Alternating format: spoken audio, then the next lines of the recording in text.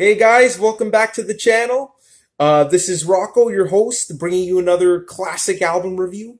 And today we're going to be continuing my Genesis series. And this is a milestone, guys. The third album in the series, Foxtrot from 1972, is probably my favorite Genesis album of all time. I mean, this album right here, it's honestly, it's one of the three peaks of Genesis's career. The following two albums after this and this album, I consider the apex of the Genesis career. I mean, it's so debatable which one's the best, but some people argue Selling England by the Pound, the one after this one, is the greatest. Some say The Lamb Lies Down on Broadway, and in the minority, some say that this album is the greatest.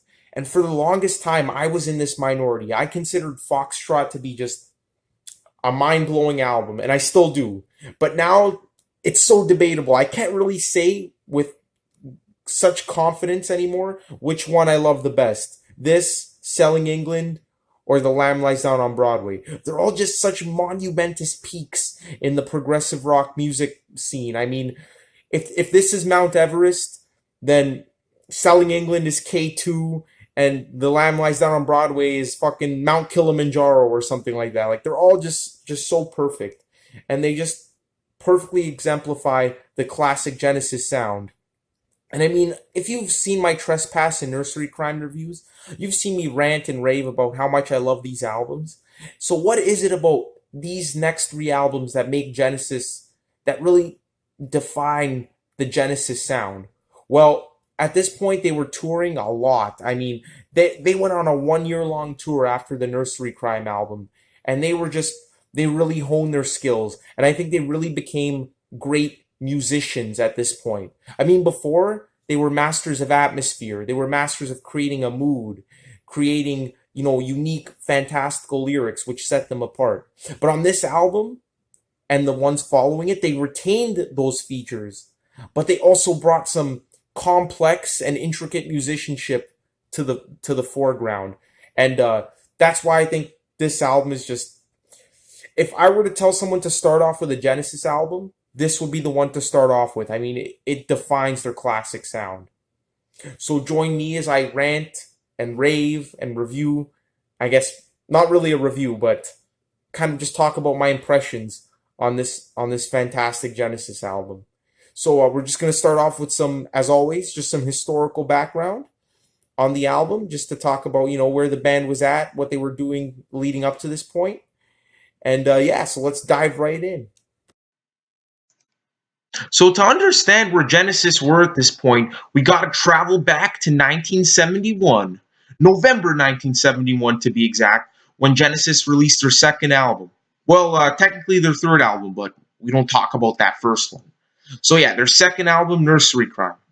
So they released Nursery Crime, and as I mentioned in the previous video, it was very British, very, very old school Victorian, and they had just acquired Steve Hackett and Phil Collins, which totally transformed the band's sound. So anyway, they released the album, and surprisingly, the album went to something like number 4 in Italy or some crazy shit like that. It didn't even chart in the UK, I believe it or not, considering it's such an English-sounding album. You think it would have charted, but I don't know. So weren't very popular in England at the time, surprisingly. So anyway, they went on a very lengthy European tour, touring places like Belgium and Italy and all those like southern countries. And these guys were playing gigs up the ass. I mean, I had read on Wikipedia that they played something like 400 gigs in the UK alone up to this point. And that's hard to imagine because they were only around since 1969, basically. It's only been 2 years. And I mean, God, who knows how many fucking gigs they played in places like Italy, where apparently they were met with these very large and very enthusiastic crowds. So anyway, these guys were really getting out there, really making a name for themselves. And although they were definitely an underground band at this point, they were just playing so many gigs, and word was getting around about their stage performance and how unique they were as a band. And at this point, Phil Collins was actually the one bringing a lot of the virtuosity to the band. I mean, he was seeing Yes at the Marquee around once a week or something crazy like that. And he was really inspired by Yes's intricate time signature changes, and they're just very tight playing. And he wanted to bring a lot of that element to the band. So I think as they went on touring, Phil Collins was bringing this, kind of what we take for granted today in progressive rock, like with the crazy time signatures and intricate playing. But back then, like that wasn't a staple of every progressive rock band. Back then, all the progressive rock bands were totally different. I mean, you had bands like Yes that again based their sound on that element, and then you had bands like King Crimson and Genesis at the time were more on the atmospheric side. Well, then again, King Crimson had that crazy jazz influence, so can't really say that. But yeah, so Phil Collins was definitely bringing in a lot of that, and the band were really flexing their musical muscles, really getting tight, and touring for a year or so really honed their skills. I had mentioned stuff in the previous video, like when Tony Banks was forced to play two keyboards at the same time when they didn't have a guitar player, and just things like that.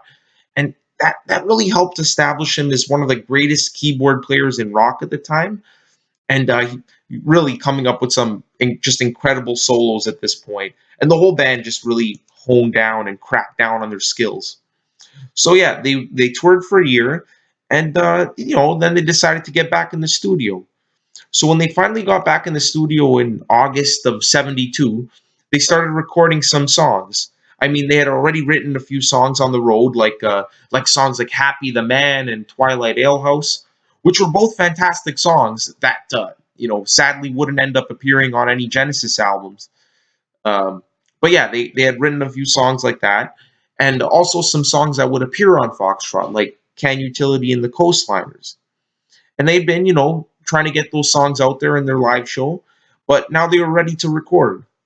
But the thing was, the recording sessions were just painfully slow because the band, it's just the nature of Genesis. I mean, they kept arguing about the direction of the sound and just nitpicking every single thing. And I went on a rant in one of the previous videos about how that really serves as quality control. Because if you're too passive, you'll let the shit slip through the cracks and end up on the album. And these guys really argued about everything. Like only the finest shit would appear on their albums. And yeah, this really frustrated the producers and engineers at the time. And not to mention, these producers and engineers weren't getting the whole Genesis sound. I mean, one of the producers, I forget his name, I think John Anthony or something like that. He heard one of the new songs, which turned out to be "Watcher of the Skies," and he heard the song and then famously said, "Yeah, that's actually a great song, but it can go without that long keyboard intro." And as we Genesis fans know, the intro of "Watcher to the Skies" is just one of the finest moments in progressive rock music. So for some douchebag to say like scrap that intro, these sessions weren't going to work out. So basically, they were just arguing, and there was even this whole thing with Steve Hackett.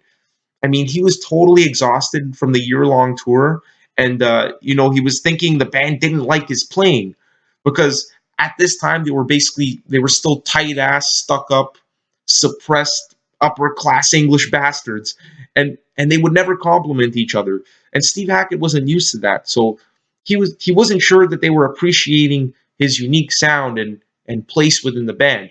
So he was actually going to leave Genesis before they scrapped him. And Tony Banks and Peter Gabriel actually had to sit him down and say, "Hey, look, man, I know we don't compliment you much, but we actually love your playing."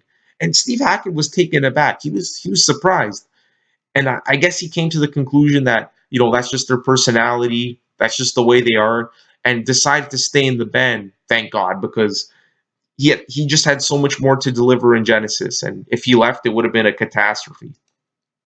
So anyway, to make matters worse, just the whole time constraint with the sessions. I mean, they weren't going anywhere.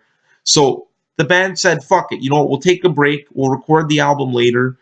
We're too stressed right now. These time constraints are fucking us over. These producers are like retards," and they just decided to go back on tour.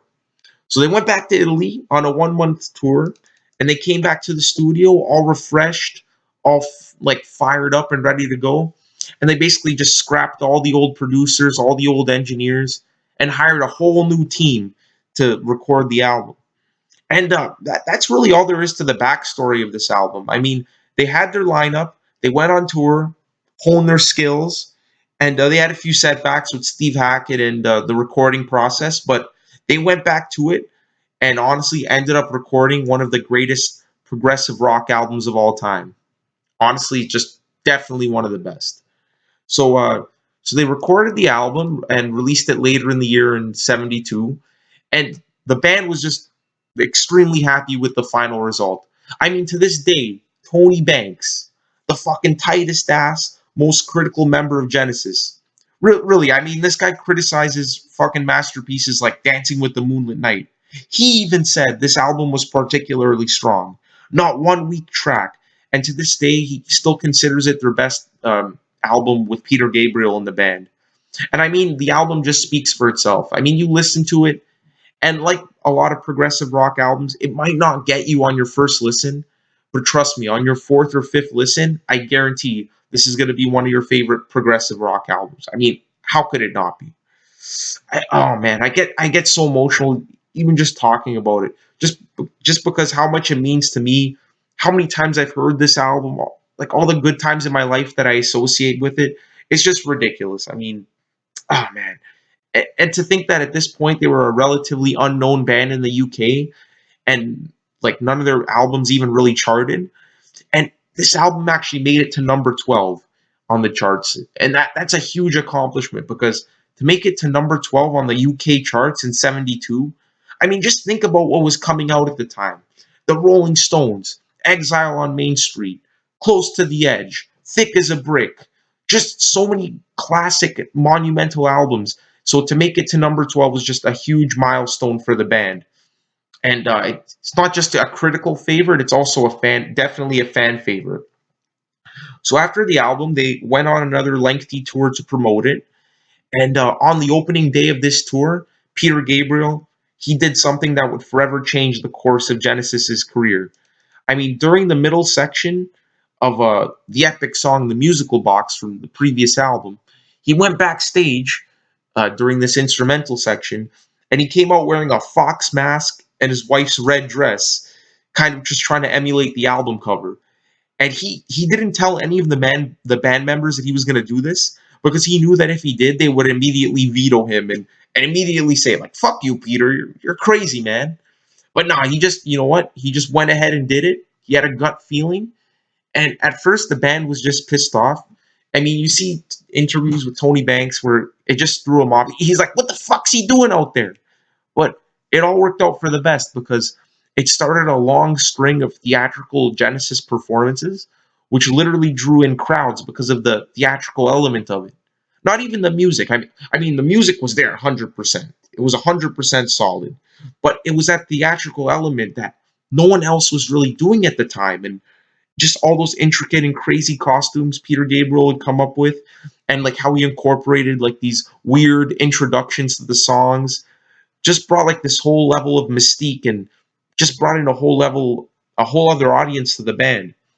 So honestly, it was just fantastic that Peter Gabriel had the courage to do that, and it honestly shocked the crowd because I think the first concert in the tour was in Dublin, which at the time was a very conservative, middle class, working class area, and it really brought a sense of shock because he ended up making the front page of the Melody Maker, which was a really popular music magazine at the time, and it just brought a lot of attention to Genesis and actually allowed them to charge double per ticket.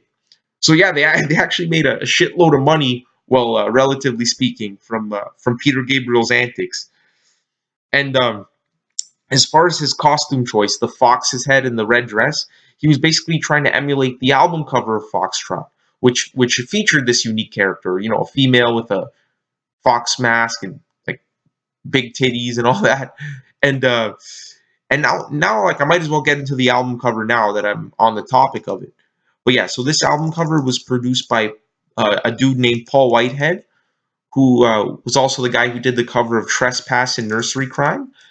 And yeah, like he heard and he heard the album and he couldn't really think of an album cover for it at first. I mean, Nursery Crime, there was the strong influence from the musical box, with the croquet and the decapitated heads.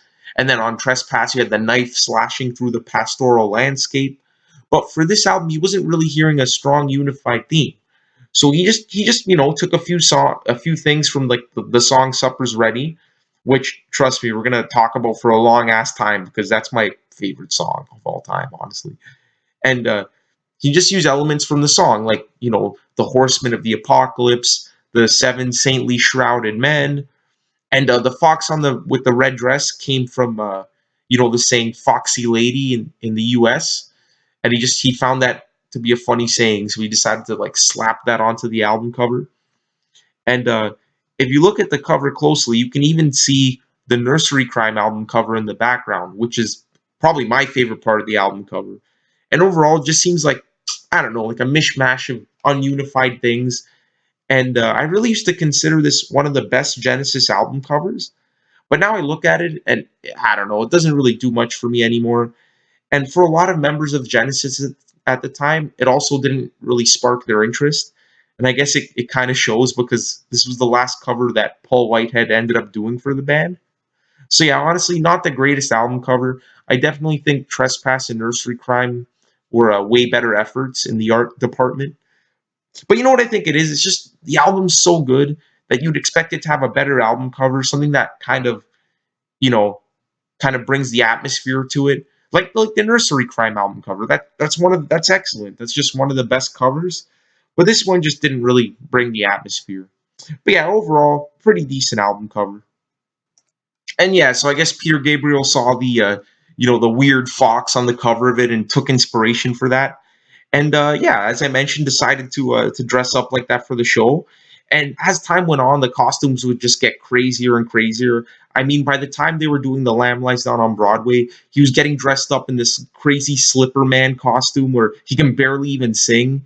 And at that point, the band just started getting really annoyed by like this whole like theatrical element because up to that point, they had appreciated that they can charge more for ticket sales and they were drawing in an audience, but it just became so overblown. And a lot of the attention was really drawn towards Peter Gabriel, and everyone would kind of like talk about Genesis in terms of like a Peter Gabriel solo band.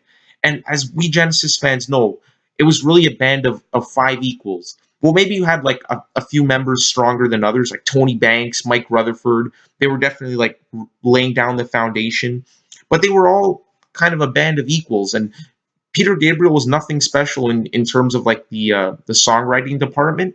Like it's not like he had way more songwriting credits than any other member of the band. So they were just kind of getting annoyed that like all the attention was drawn towards them, and like they wanted to be recognized as musicians, as a band of true musicians. And it got frustrating at that point when the whole show was just based on Peter Gabriel's theatrical element. But anyway, we're getting ahead of ourselves. So at the time, they were happy with the performance, and they just wanted a bit more recognition because we all know that Tony Banks, Mike Rutherford, Phil Collins, they laid down the groundwork, and then you got Peter Gabriel and Steve Hackett just adding like their quirky elements to it, and their in Steve Hackett's case, is uplifting guitar playing that just would elevate that groundwork to make it the magical Genesis music we know today. So a little more appreciation to the other band members would have been nice at the time. But anyway, so that's the backstory of the album. Now let's get into my personal impressions and the overall review. Fucking tough, guys, because I honestly find it really hard to be impartial with an album this near and dear to my heart. I mean, this album is going to be extremely tough to review because of all the, as I mentioned, all the fantastic moments I've had just listening to it over the years, just how formative it was in my, my music listening. I guess I was going to say music listening career, but my whole music listening life, it's one of my greatest passions. But yeah, so when I first heard this album, I believe it was the second Genesis album I'd heard. I'd heard Selling England first and foremost. And then when I had heard this album for the first time, it's not that I couldn't get into it at first, but I just, nothing could prepare me for the just strange and bizarre music that encountered me. I mean, side one of this album and side two are just completely different worlds. On side two, you have the epic, I can say it an infinity amount of times, epic track, Supper's Ready. And I gotta be honest, guys, this song here is my favorite, one of my favorite songs of all time. Definitely, like, if not the best song I've ever heard, definitely in the top 5. Because then again, you got tracks like Achilles' Last Stand by Zeppelin, Shine on You Crazy Diamond, Close to the Edge. The list goes on and on. But honestly, I think on average, Supper's Ready is probably the greatest song I've ever heard. And the band at this point, as I mentioned, they were touring for over a year, and they really had the confidence to just go all out, just go for it. Go for the full side length track. And that's side 2 of the album. And I mean, if side 2 of a whole album is considered my favorite song of all time, then we already know where this is going. This is one of my favorite albums. It's a masterpiece. I'll already tell you this. I can already tell you the score now, and it's already going to be a masterpiece. But it's just, there's so much more to it. I mean, side 1 of this album is just criminally, I'm going to say criminally underrated, because a lot of people just forget about certain songs on this side of the album, like Can Utility and the Coastliners, and Timetable, Get 'Em Out by Friday. Just seems to be like less talked about songs in the Genesis canon. And I mean, these songs here just really show how tight Genesis were at this point in their career. I mean, they had really flexed their musical muscles to their fullest potential, and they were just kicking ass. I mean, the time signatures are complex. Phil Collins is drumming on this. Holy shit, is it ever amazing. I mean, from this album, throughout the next 3 albums, Phil Collins was definitely one of the best progressive rock drummers, right up there with Neil Peart. Right up there with Bill Bruford, all the greats. I mean, he was just firing on all cylinders. Mike Rutherford's bass playing, I'll say it right now. This is the best Mike Rutherford bass playing on any Genesis album. I mean, you could really hear his bass playing. It's so chunky, it's so intense. He's just playing in the pocket like a fucking bass wizard. And I just feel like he doesn't get enough love, so I thought I'd mention that. And Tony Banks, as always, on this album here, he's more abrasive. I mean, on Nursery Crime, you hear and especially on Trespass, you hear those long, extended stretches of like pastoral keyboard sound. But on this album, it's just much more abrasive. And even Steve Hackett, he kind of ditches the violin kind of sounding guitar for a more sinister, more futuristic sound. And overall, this album does have a more futuristic sound than Nursery Crime. I mean, gone are the Victorian themes, gone are all the like the extended pastoral sections, except for certain parts. But you got to have that. It's Genesis. But it just seems like a more abrasive album. And this one really defines their progressive rock sound. I mean, it's definitely closer to a lot of the other progressive rock bands at the time, like Yes, Emerson, Lake and Palmer. Not so much King Crimson, but it's closer to that part of the genre where you really have like really tight playing, really complex styles, exploring a lot of themes. And yeah, this album here is it's definitely one of the best. Tony Stratton Smith, their music producer, he cried when he heard this album because he knew that all the effort and all the time he put into developing Genesis had finally paid off, because he had heard this album and he thought like, damn, this is going to propel them forward. So I think the best way to really talk about this album is just to go track by track, really like delve into the themes, delve into the, just the specifics of this album. Because overall, it doesn't really have a unified sound, kind of like Trespass or like Nursery Crime. It's more, you have chunks of certain influences per song. So I think talking about it song per song is definitely a better idea. And I mean, this album here, I just got to applaud it for the length. I mean, this album here is about 50 minutes. And for the time, that was insane. I mean, to cram an entire album's worth of music into 15 minutes on a vinyl record was virtually unheard of at the time. I mean, you could only fit like about 45 minutes of music on there. These guys are doing 53, 54 minutes. So I don't know how they managed to do that, but it's just incredible how they left off the song Twilight Alehouse. I just want to give that song a special mention before I dive deep into the review, because this song here is it's flute heaven. I mean, if you love Peter Gabriel's flute playing, you will absolutely love this song. I mean, it's just so atmospheric, so dusky, so, just gets you, if you're having a few drinks, like this song really goes down very well. And I mean, I think they should have put it on the album. I think they should have scrapped the song Timetable and just went for it and put on Twilight Alehouse. It would have been that much stronger. But again, we're talking like one of the best albums of all time. So that's just a minor nitpick. or at least put it on the next album. But we'll get on with that. So yeah, we're gonna dive deep into the track by track reviews, and yeah, starting off with track 1, "Watcher of the Skies." Creatures shaped this planet's soil. Now the rain has come to end. Has life again destroyed life? Do they play elsewhere? Do they know more than their childhood games? How can I possibly describe the first track on this album? I mean, if you're a Genesis fan like me, it goes without saying that "Watcher of the Skies" is one of the most iconic Genesis songs of all time. If not top 10, definitely a top 15 Genesis song. I mean, I don't think anyone would disagree with that. And I've heard some people criticize this song, and I absolutely don't understand it. I mean, come on, guys. It starts off with probably the greatest Mellotron intro of all time.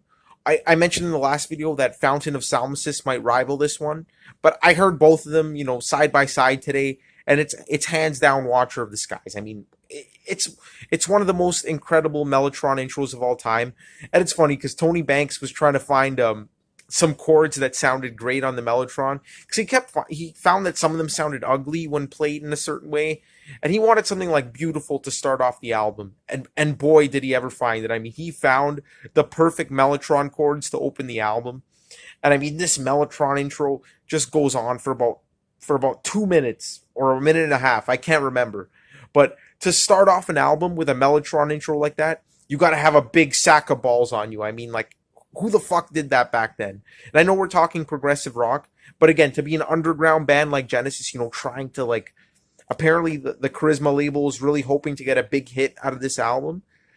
And for a band to, for a label to be putting that pressure on a band and then to just start it off with a 2-minute Mellotron intro, just, you really got to believe in what you're doing. And Genesis just went for it. They absolutely believed in what they were doing, and they put this Mellotron intro. And honestly, this is, oh my God, if I said it before, I'll say it a million times. Probably the best intro of any song. I mean, it just sends shivers up and down your spine. And then the volume slowly drops on the Mellotron, and then you get this Morse code like drumming kicking in, like, and then you get the bass, and it just gradually builds up, and then all of a sudden the bass is like boom, boom, boom, boom, boom, boom, boom, and you're just fucking rocking out. And all of a sudden the organ comes in, and it's Peter Gabriel comes in, and all hell breaks loose. I mean, this is one of the most dynamic Genesis songs.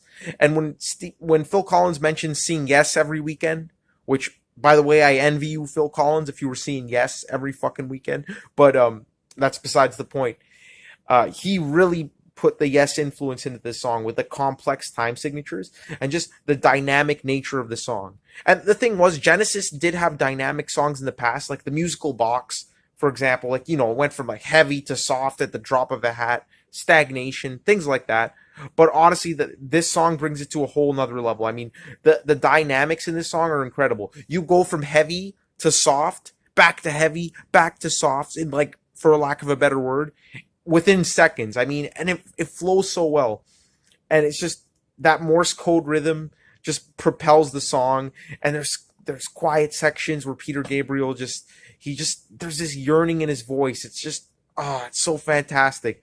I mean, the part where he's singing, as life again destroyed life, do they play elsewhere? Do they know more than their childhood games? I apologize for the singing, but I couldn't control myself. But when he's singing that part, there's just this yearning in his voice, and the way the music just swells up in the background is just, it's just incredible. And I've seen the reissue interviews where pretty much everyone's saying, like, Tony Banks, Mike Rutherford, those critical fuckers, they're criticizing Gabriel for, overcrowding the song with too many lyrics, or the fact that, like, their lyrics didn't sing well, pretty much. And you know what? At first, it does sound a little bit jarring, the vocals and the music, but over time, you can't imagine it any other way. I mean, like, this song, the yearning in Peter Gabriel's voice and, like, the coldness in his voice is just incredible. And honestly, again, the music is just so tight. You could tell they've been the bass is just thumping throughout, and the Mellotron intro reprises later on in the song, right after the heaviest section. And I mean, you're not expecting the Mellotron to come back, but when it does, oh boy, it just sends shivers down the back of your neck. And then lyrically speaking, because can't forget about the lyrics, this song, it took inspiration from a book called Childhood's End, and also the Watcher comics or whatever. I was never a comic fan, so I can't say much about that. But there was a DC comic where there was a species of Watchers. Basically, it's about an alien civilization, basically like looking after a bare and desolate Earth. I'm assuming after like an apocalypse or something, and just wondering what civilizations were, flourished back in the day. And it's just it's a really cool song. Peter Gabriel would wear the bat wings in his head and the glow-in-the-dark makeup on this song. Just really fantastic. I mean, the stage would be dark. And that's another thing. They would open up most of their shows with Watcher of the Skies. And the stage would be dark, and then the light would slowly light up, and you would see Peter Gabriel's glow-in-the-dark eyes just staring at the audience. Again, just starting to really add that theatrical effect to the stage performance, which is beyond fantastic. And yeah, so this song here, the inspiration came from Tony Banks and Mike Rutherford. I guess they were rehearsing in this, I think an airplane, an air hangar or something like that. Anyway, just a vast open space in Italy, and just gave him like the idea of, what it would be like to watch over like a vast and desolate Earth as a alien species or alien civilization, which is really fucking awesome. So Watcher of the Skies, definitely one of the most iconic Genesis songs. I don't know what else I could possibly say about it, but it's a classic, fantastic way to open the album, fantastic opening track for their concerts, and just one of the best, hands down, 10 out of 10. Hands down. Like, you can't give this anything but a 10 out of 10. So without further ado, we're going to be moving on to the second track. Why can we never be sure till we die, or have killed for an answer? Why do we suffer each race to believe that no race has been grander? It seems because through time and space. Get to track 2 on the album, which is a short little 4-minute piano ballad by Tony Banks called Timetable. Now this song here, it's a strange song to be on the album because it really doesn't progress the band's sound. Honestly, this could have been on Nursery Crime, this could have been on Trespass, and it wouldn't have really made a difference. And again, it was presented as a complete piece written by Tony Banks for the band. And it's just this like gentle piano ballad, very romantic, very Tony Banks style romanticism.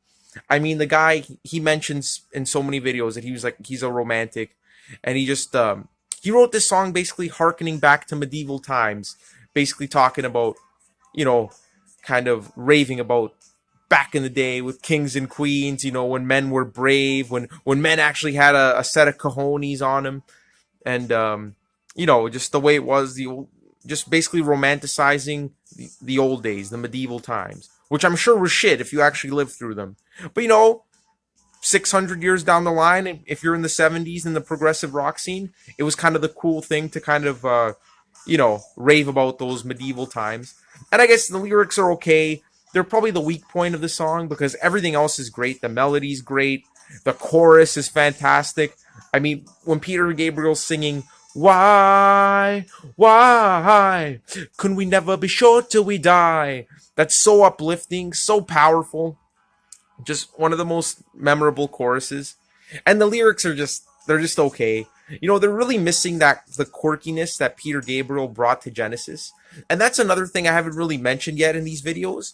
It was Peter Gabriel's lyrics. I mean, his lyrics were so surreal, so fantastic, so comical. And I felt that when Tony Banks wrote lyrics throughout this period, they were just boring, to be honest. Like this song, Firth the Fifth, as great as that song is, the lyrics are nothing special, and they were written by Tony Banks. But think just think about this album. You got Supper's Ready, you got Get 'Em Out by Friday, all fantastic lyrics, and then stuff like Timetable, just it sticks out like a sore thumb. In comparison, it's just frankly boring. But it's easy to sound negative, but I really do enjoy this song. As I mentioned, the piano melody is very nice, very beautiful, and the chorus is fantastic. It's just not really a group effort like the other songs on the album, so it kind of comes across as a little out of place. But nonetheless, it's a nice breather between that wonderful opening song, Watcher of the Skies, and the craziness that'll ensue on track 3. So Timetable, I think I'm going to give it a solid 8 out of 10 because I really do enjoy the song. It just doesn't stack up to the other ones and kind of goes under the radar. So yeah, that's Timetable. I hear the directives of genetic control. I've been buying all the properties that have recently been sold, taking risks so bold. It said now that people will be shorter in height, they can fit twice as many in the same building site. They say it's alright, beginning with the tenants of the town of Harlow. In the interest of humanity, they've been told they must go, told they must go. And then we get to the batshit crazy song, Get 'Em Out by Friday, the third track on the album. This song here is honestly like a mini rock opera condensed into 8 minutes. It's a mini epic on an album full of the epic of all epics, Supper's Ready. And it's hilarious. I mean, from a young age, when I first heard this album, this song has always cracked me up. I mean, the lyrics are just, Peter Gabriel at his most eccentric, at his wittiest, at his funniest. Well, there's a certain song on the next album called Battle of Epping Forest, but we'll talk about that later. And this song right here, I want to speak about the lyrics first and foremost, because I think the lyrics really make this song. I mean, it starts off about, just being a greedy landlord working for like this greedy corporation, evicting tenants, raising the rent, things like that. And Peter Gabriel took inspiration from his own problems with landlords, paying rent, being evicted, things like that. And, you think it's just going to be one of those kind of songs, about like, fighting the man and like things like that. But then the second half of the song totally changes it into the most absurd shit I've ever heard in my life. Basically, this company that's the same company that's evicting the protagonist at the beginning of the song is now enforcing a law that all humans have to be genetically modified to be no more than 4 feet in height. And I mean, it's hilarious. I mean, just to accommodate more people in the same household and in the same building site. It's freaking hilarious. I mean, and it just goes through, there's so many different characters in the songs, and Peter Gabriel adapts to each character with a different voice. I mean, you have the main character, Mrs. whatever, I forget her name, Mrs. Harlow or fucking, I don't know, I can't remember. The protagonist who's being evicted, and then you have the Winkler, who's the person that actually goes in and evicts these people. And I just learned this the other day, but a Winkler is someone who coerces and induces at the same time. So that's a pretty funny play on, lyrical wordplay by Peter Gabriel. And then you also have the genetic modifiers when Peter Gabriel comes in with that crazy voice, like, "This is an announcement from genetic control." And then there's this like over the top, overly British voice just coming through, and it's just great. And his voice just changes from soft and timid to emulate the protagonist, and he goes from that to like harsh and cold and ruthless at the drop of a hat. I mean, he switches voices just like that, and it's fantastic. I mean, just like, it takes a little bit of getting used to, as I mentioned. I would compare it probably to the song "The Return of the Giant Hogweed" from Nursery Crime.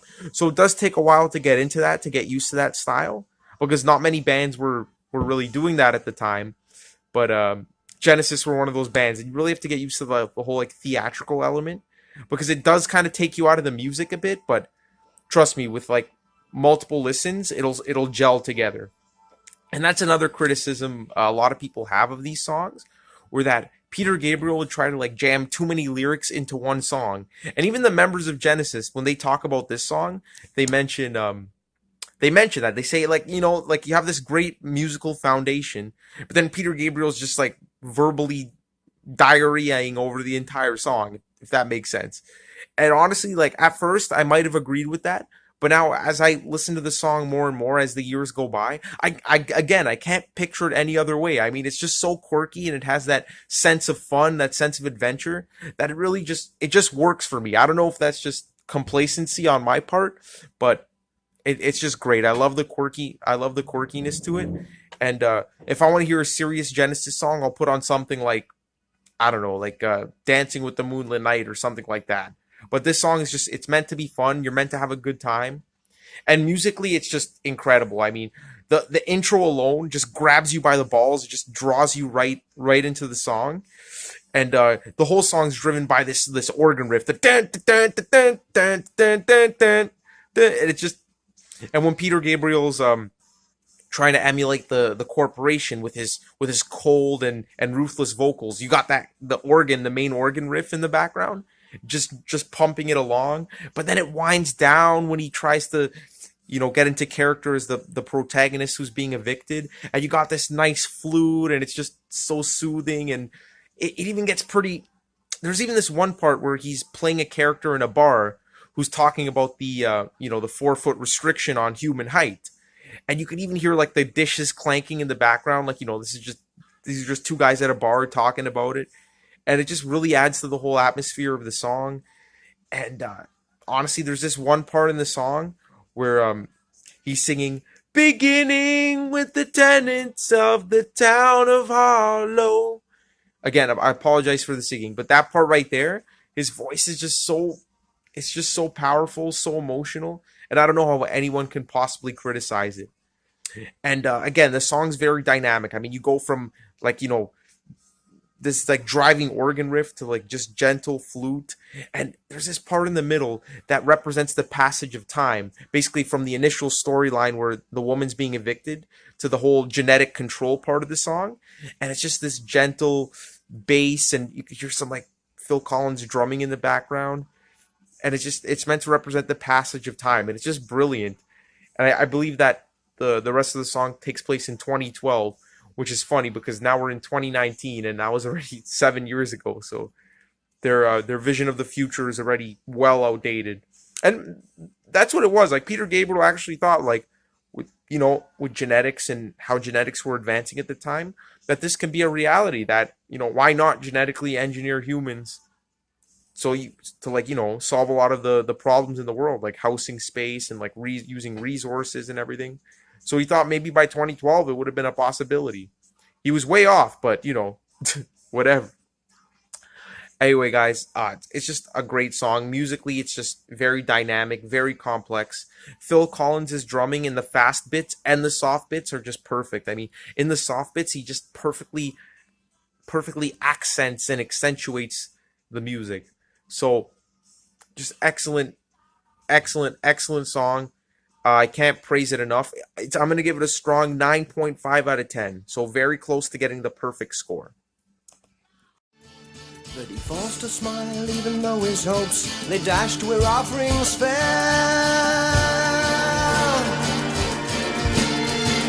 Where they fell.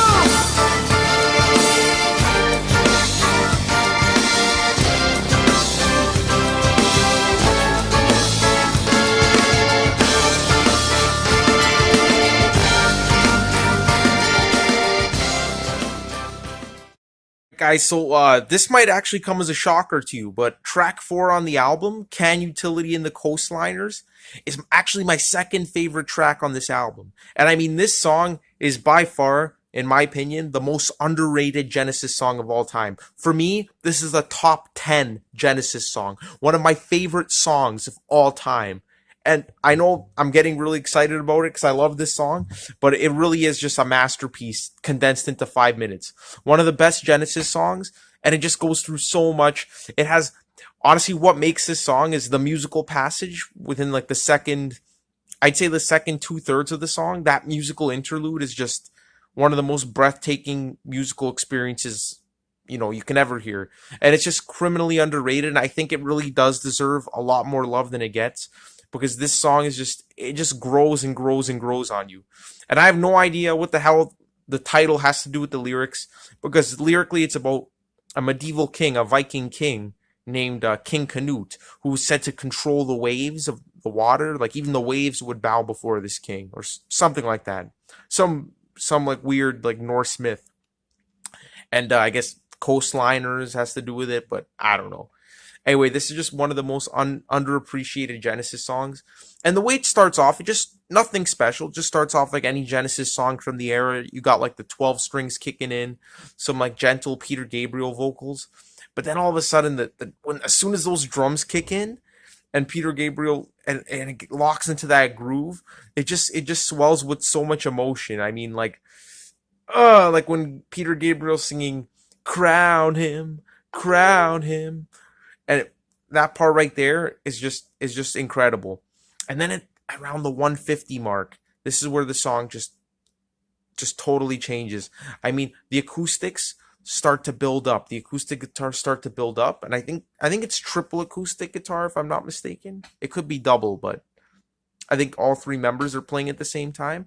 And then this mellotron comes in, and we all know how I feel about the mellotron, but it comes in sounding extremely violin-esque, I guess, very orchestral. And then the drumming is just exquisite on this part, and it's very epic. It feels larger than life.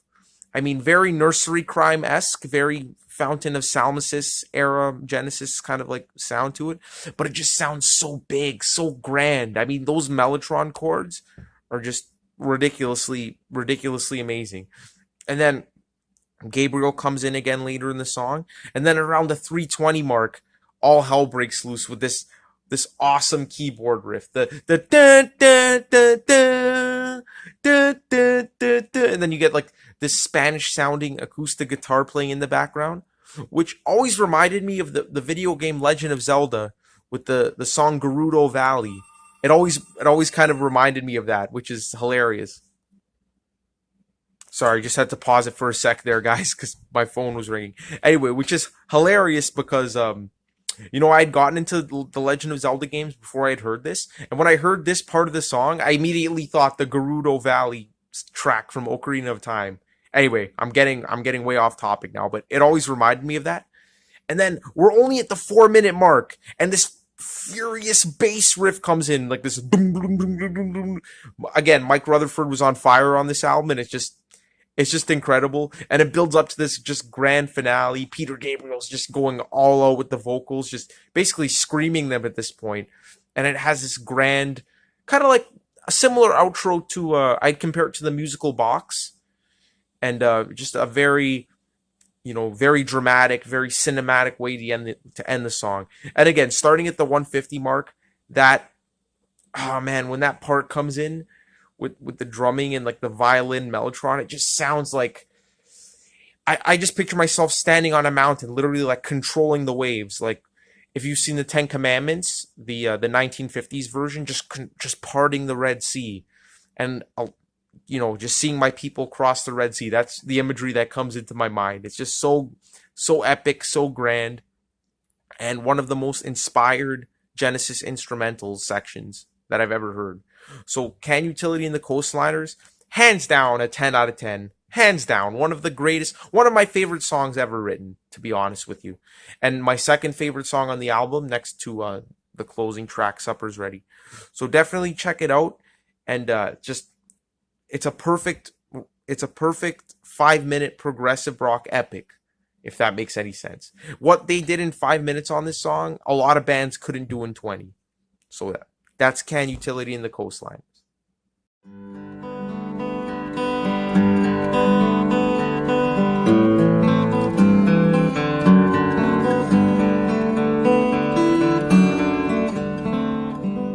Alright guys, and then we flip over the album and we're greeted with side 2. And that's the thing about this album. So much stuff already happened on side 1 that it's worth the price of admission alone. But side 2 has so much more to offer to the album. As I mentioned before, this album is a tale of two sides.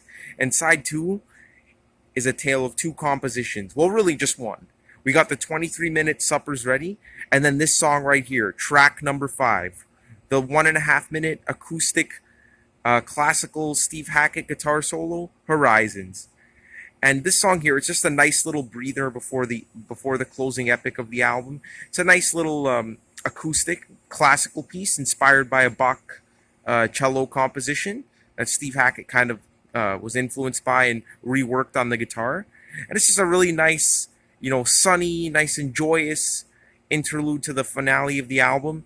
And just a great little piece. And really, Steve Hackett was surprised that they let him include this song on the album.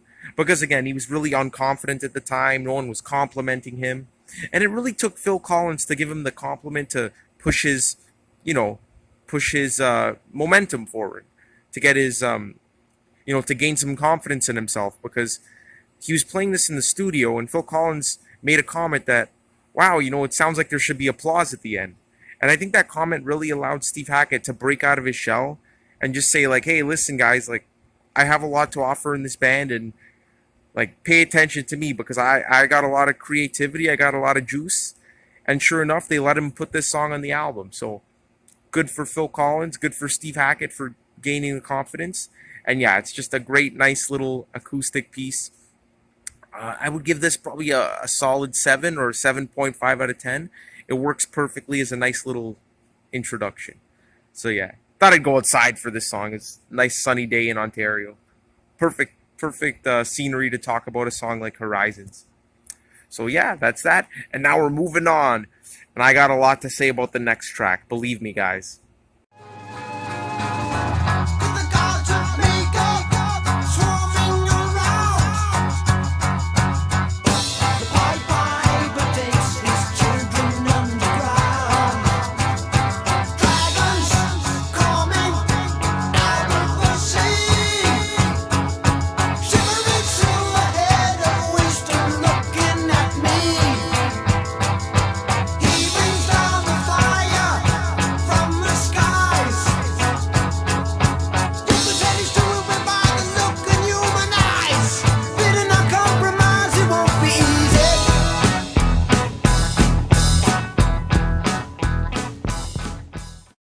This is it, guys. This is it. Supper's Ready. The moment we've all been waiting for. The reason why this album is as critically acclaimed as it is. And not to take away anything from side 1 of the album, but side 2 of this album defines the progressive rock genre. I mean, Supper's Ready is arguably the greatest song ever written, ever composed, ever made. Honestly, for me at least, it's just perfect in every way. I mean, this is the one progressive rock song. Well, there's a few others, but this is one of the progressive rock songs that really it's more than just a song. It's an experience. I mean, this song is just, I'm sure I speak for all the progressive rock fans here, but it's just part of our lives at this point. I mean, like, our lives would never be the same without this song. I mean, it's just musical perfection from start to finish.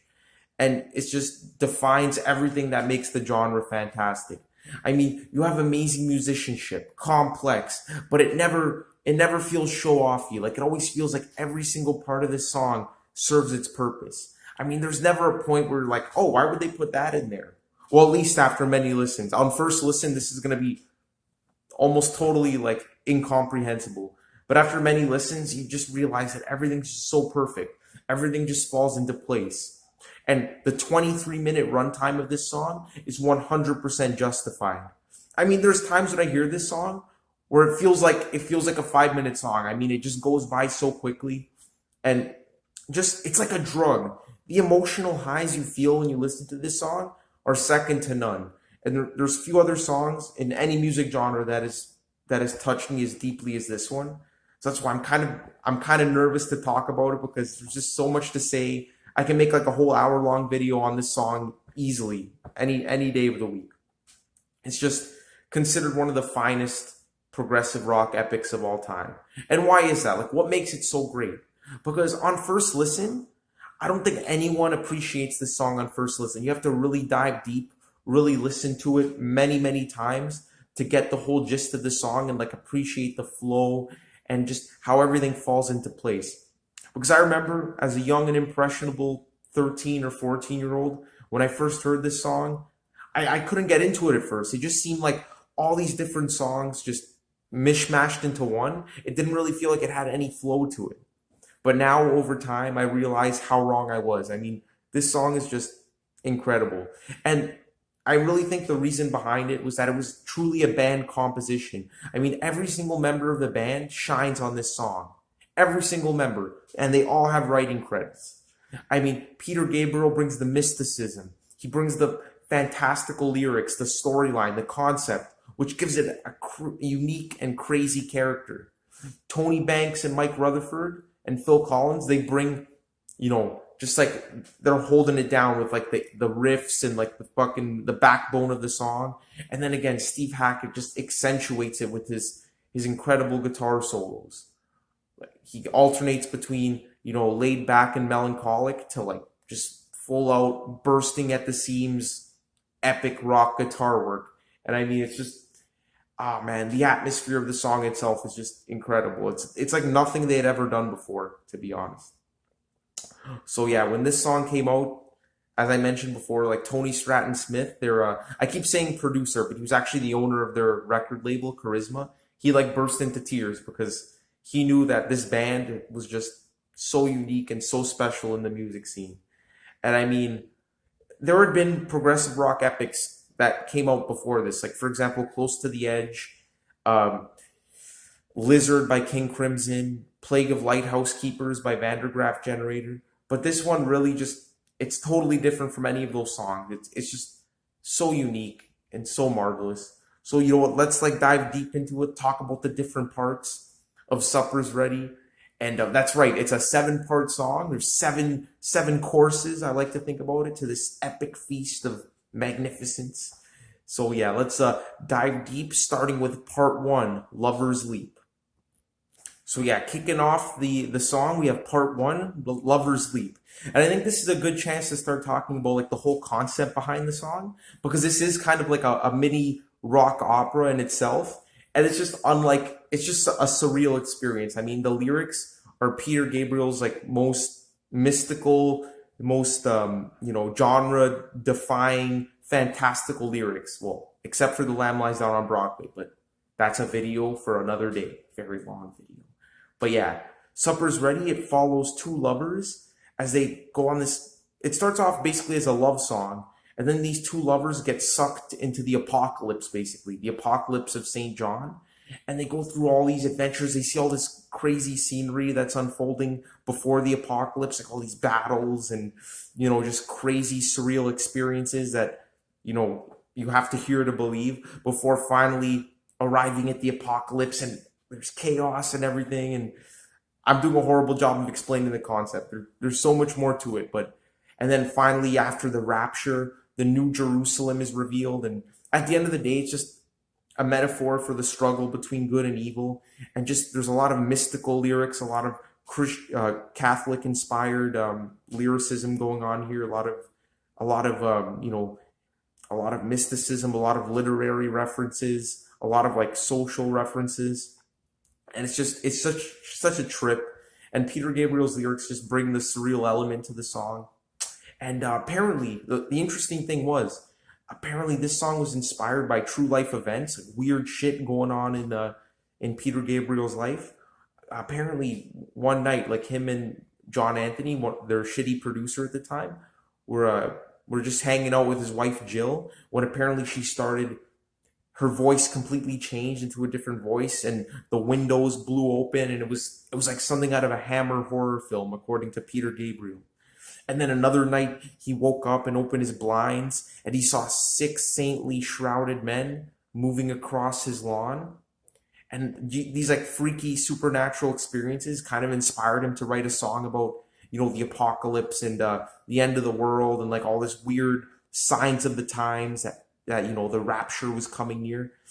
And it's hilarious because Steve Hackett has an alternate explanation. They were just doing drugs, and his wife Jill went on a bad trip. So I don't know. I'm not a very superstitious man, so Steve Hackett might be onto something there. But yeah, like it's it's just funny to think that like real life experiences inspired this surreal, abstract song that apparently has no connection to reality. So I just thought I'd throw that in there. So anyway, musically speaking, Lover's Leap. It's it's notable for starting off right away with vocals. I mean, the very first second of the song has Peter Gabriel singing, and a lot of people thought the previous track, Horizons, was actually the intro to Supper's Ready because, you know, it's rare for a Genesis song to just start off right off the bat with vocals. But I think for this song, it really works. And it might be a little like jarring and unexpected on your first listen, but you definitely get used to it. And the thing about these vocals is they're very haunting, very, you know, you feel like an ominous kind of like energy flowing through the vocals because you have Peter Gabriel singing at two different pitches, his regular voice and then a high pitch in the background.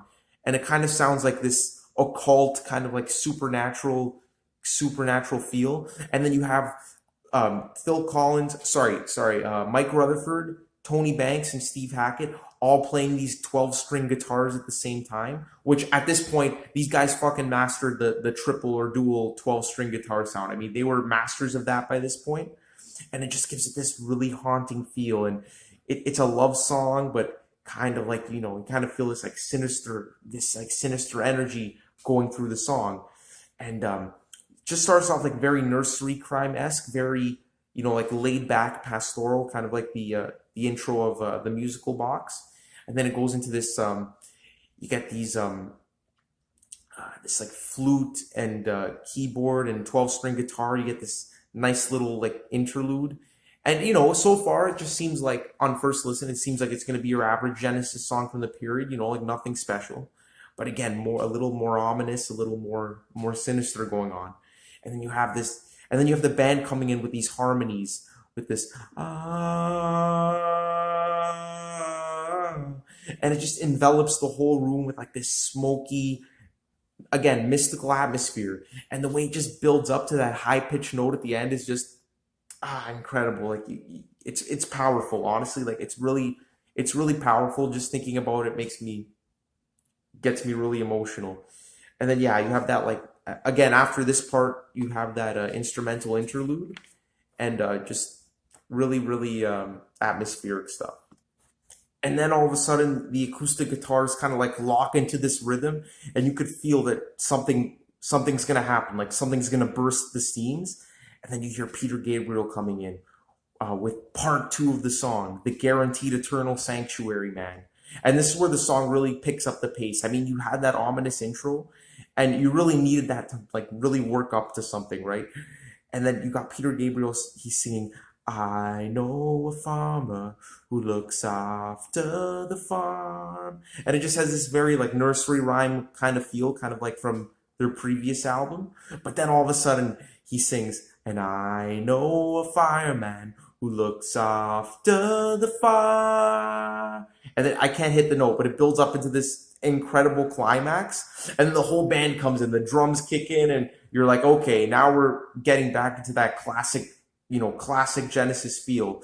And Steve Hackett really shines on this part of the song. I mean, his little guitar licks in the background just totally lift it up from its foundations and give it this extremely epic and uplifting feel. And I guess this part of the song is about false prophets. I mean, you have the farmer who represents, you know, like truth, and then the fireman who's like, you know, kind of deluding people and, you know, using flames and trickery to seduce people. And I guess you can parallel that to the Antichrist.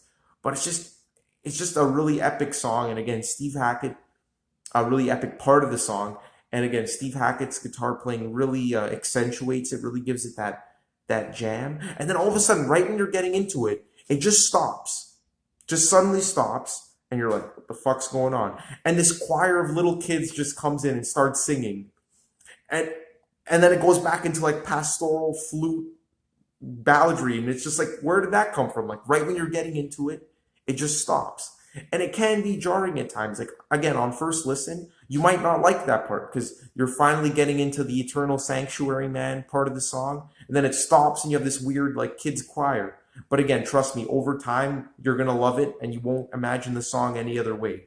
And what's crazy about the Eternal Sanctuary Man part is that Tony Banks actually wrote this part when he was still in university, which is insane because of how, you know, amazing it is and just how advanced they were at the time. I mean, to think about it, like these songs were being written by like 23, 24-year-olds, you know, not much older than I am now. And it's just incredible. I wouldn't be able to come up with anything near this excellent.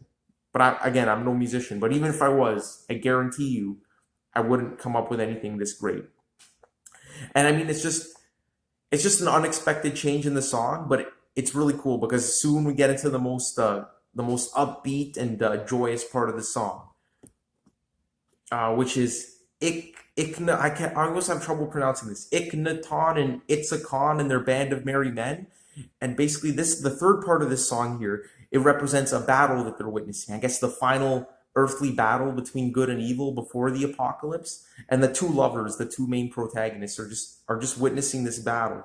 And it's hilarious because, you know, battles are supposed to be chaotic and, you know, depressing, but this part of the song is so joyous and so uplifting. And you have this great interplay between Tony Banks's keyboard playing and Steve Hackett's guitar playing. It's just incredible. And Peter Gabriel's just, you know, it just sounds so jaunty and so joyous. It's hilarious to come right after that like low point, right after the Guaranteed Eternal Sanctuary Man with like the little children's choir and the ominous the ominous flute that accompanied that.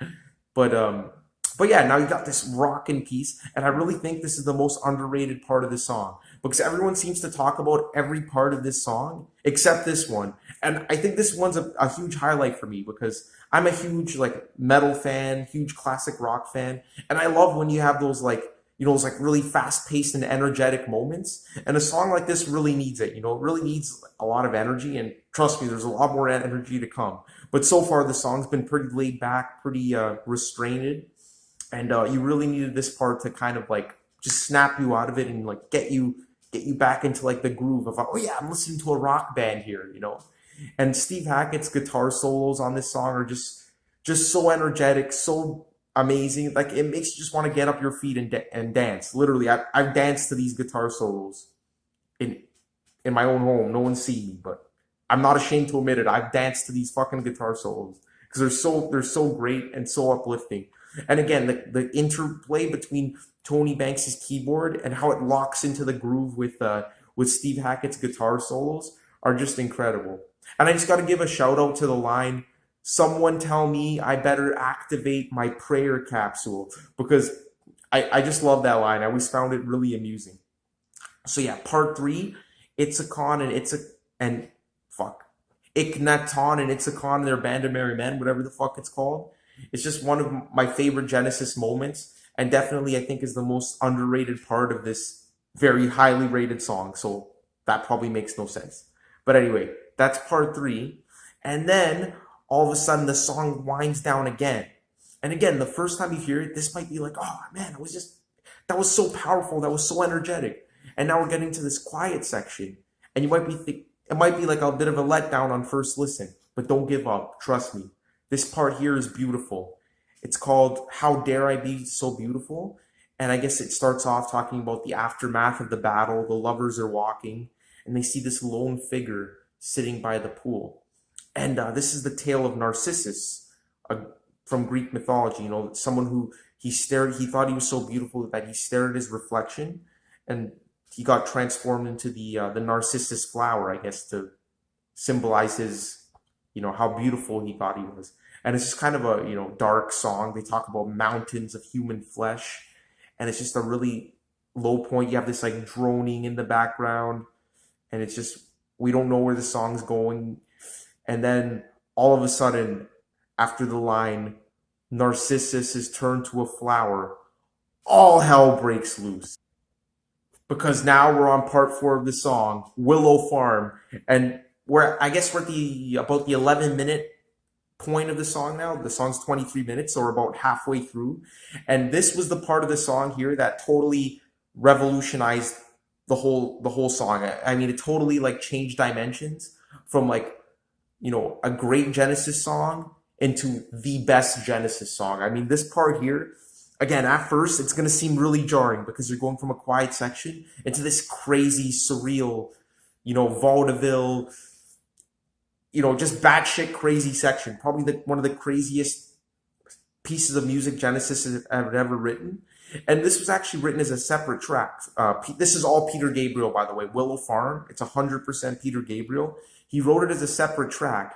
And the reason they shoehorned it into the middle of this song was that they kind of felt like the song was kind of sounding like the musical box at this point, and things like Stagnation, where you have like a gradual build up and then like a really like energetic section and then a change. And it was kind of like following that pattern. And they wanted to break free of that and just like say, you know what, this song is going to be something special. So we're going to put something in that'll totally take everyone off guard. And Willow Farm just, honestly, like, I envy people hearing this song for the first time so they can experience that for the first time. I mean, just that transition into this crazy, just upbeat, like fantastical section of the song. This just puts a smile on my face every time. And Peter Gabriel's just letting loose, just not, I was going to say speaking gibberish, but like saying all these like, surreal like references, like Winston Churchill dressed in drag, you know, frogs and changing into princes and like all this random stuff. And within Willow Farm, this is the genius behind it. Within this crazy change of Supper's Ready, there's another mini crazy change in the middle of Willow Farm where he goes, all change, and then this pounding keyboard riff comes in like a ding ding ding ding ding ding ding ding ding ding, mom to man to dad to the office, and there's some really intense vocal sections on this song as well. So it's crazy. I mean, Tony Banks describes it as like this ugly keyboard sequence, but I don't consider it ugly. I just consider it weird. That's just my opinion. And it's an incredible contrast. And if you've been, you know, if the part before this, the How Dare I Be So Beautiful, took you by, like, was starting to put you to sleep, this will immediately wake you up and get you back into the song. And just as soon as this crazy section begins, it ends, and the song really gets a little dark and depressing, and you have no idea where the song's going to be going. And it's ominous, it's disturbing. I mean, you have that like weird droning effect, and really it's kind of scary, to be honest. Like, you have no idea where this song's going, and it's a real trip. Like, I mean, after the Willow Farm section, which a lot of people find kind of disturbing and just weird to be part of the song, you really have no idea where the song's going, and you have that sense of adventure building. And then all of a sudden the song divulges into another short little like flute interlude. And then before you know it, they're reprising the Guaranteed Eternal Sanctuary Man on the flute, and it kind of gets you back into the song. And before you know, Peter Gabriel comes back in. And with this echo effect on his voice, it sounds like literally all hell is about to break loose. Hey, sorry guys, my phone ran out of space there. I guess that's what happens when you talk about a fucking song for like 20 minutes straight. I had no idea I was even rambling that much. But anyway, where was I? I was talking about, oh yes, that's right. So Peter Gabriel comes in, and there's this echo vocal effect on his voice that makes him just sound larger than life, make him sound like all hell is about to break loose, basically. And all hell does break loose, because part 5 of the song, Apocalypse in 9/8, is not only the best part of the song, but probably the best moment in Genesis's entire career. I mean, this part here is just so apocalyptic. After that initial Peter Gabriel singing, you get this groove, this keyboard, this bass and drum riff that just goes places where no other song has gone before. I mean, it locks into this crazy groove in 9/8 time signature, whatever that means, and it's just so unique, such an impressive groove. And then the keyboard solo playing over it, oh my god, guys, this keyboard solo, it's honestly like the most apocalyptic, largest, most grand sounding keyboard solo of all time. And it just keeps building and building and building. And all throughout, you got that rhythm section in the background, keeping like the 9/8 rhythm. And Tony Banks is just on fire. I mean, this song proves right here that Tony Banks, he's up there with the greats, with Rick Wakeman, Keith Emerson, all the progressive rock keyboard greats. And I mean, it's just incredible. And although on first listen, all you're really hearing is the keyboard solo and just how it keeps building and building, like reaching just the highest heights you can imagine. And it's just so epic, and it feels like you're in the midst of the apocalypse, which I guess was the point of the song. And everyone's dying, there's chaos, the devil's just laughing as all this shit's going on. But in the background, Phil Collins' drumming is what I really, after all these years, what I really enjoy the most about this part of the song. I mean, just how his drumming just builds and develops and changes throughout the song is just genius. Just pure fucking genius. And I mean, it's just some of the best drumming I've ever heard in my life.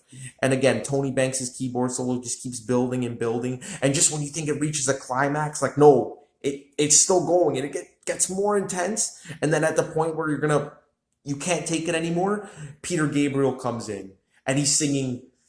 When he comes in, he just sounds he sounds like a god when he comes in with the 666 is no longer alone. And if the hairs on the back of your neck don't stand up during that part, man, check your pulse, because you might be a dead man.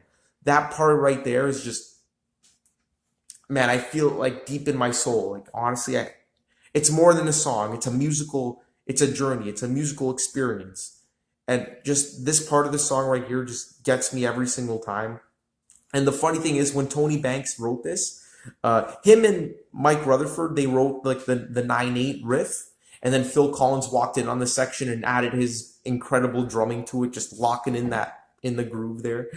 But Tony Banks thought it was just going to be like a really, really long keyboard solo. And then he was rehearsing it, and Peter Gabriel started singing this part over it, the 666 part. And at first, Tony Banks is like, oh shit, like, man, this guy can't give me my time to shine. It's my keyboard solo. But then he realized how great it sounded, and he gave in completely. He's like, that's just fantastic. That's magic. And just the way Peter Gabriel comes in like that, it's the high point of the song for me. And then the mellotron is just swelling in the background, and before you know it, you're on the final part of the song. As sure as eggs is eggs, aching men's feet. I know these guys have weird names for the parts of the songs. And it's like the second finale. That Apocalypse in 9/8, that seemed like a finale, but now you have a true like resolution to the song. I mean, oh my God, when those bells come in, ushering in the final part of the song, and Peter Gabriel just reprises the initial part of the song, The Lover's Leap, but he puts so much more passion into it, so much more, he gives it so much oomph, and it's probably Gabriel's best vocal performance. And throughout the Apocalypse in 9/8 section, the drumming in the keyboard section really, really shined. In the final section, the part 7 of the song, it's all about the vocals, Peter Gabriel's best vocal performance, in my opinion, and the guitar. Steve Hackett's guitar is literally the definition of uplifting. It feels like you're ascending into heaven, ascending into the New Jerusalem, which was the point of the song. And again, nothing can describe Peter Gabriel's vocals on this song. I mean, it just brings tears to my eyes every single time, just how uplifting he sounds. And right when you think it reaches a climax, he throws in that last verse with the New Jerusalem part, and then you're just, oh my God. And then it ends with Steve Hackett's incredible, just, man, the emotion in his playing is just ridiculous.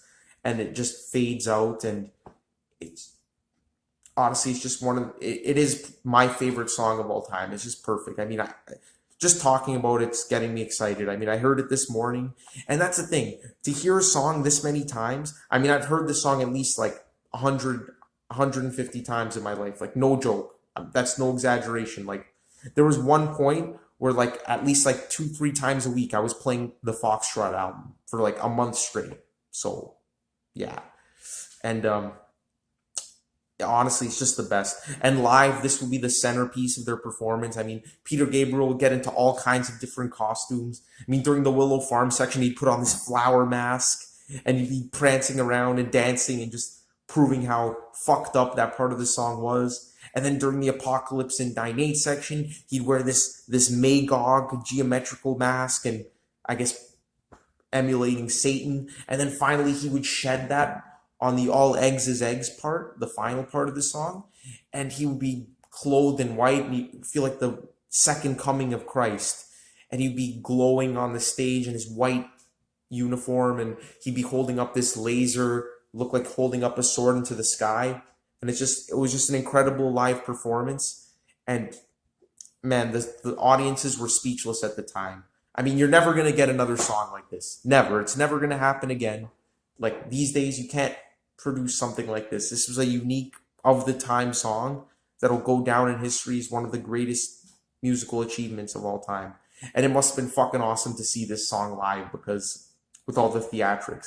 And I have seen this song live. I saw Steve Hackett live in 2018 in Toronto with his solo career, and they played this song, and literally, like, I saw like 60, 70-year-old men cry during this song. And like, there were people like literally like dancing at the Apocalypse in 9/8 section, like literally getting off their feet and like literally dancing, which I found fucking hilarious. But I guess that's the effect the song has on these people. It's hilarious because throughout the whole concert, everyone was just sitting down, like listening, you know, really paying attention.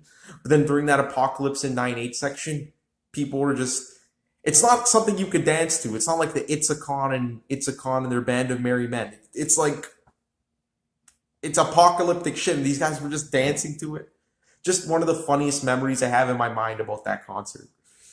So, fuck, before this video becomes like 2 hours long, I better start wrapping it up. Honestly, supper's ready. It's great. And they continued playing it after Peter Gabriel left the band.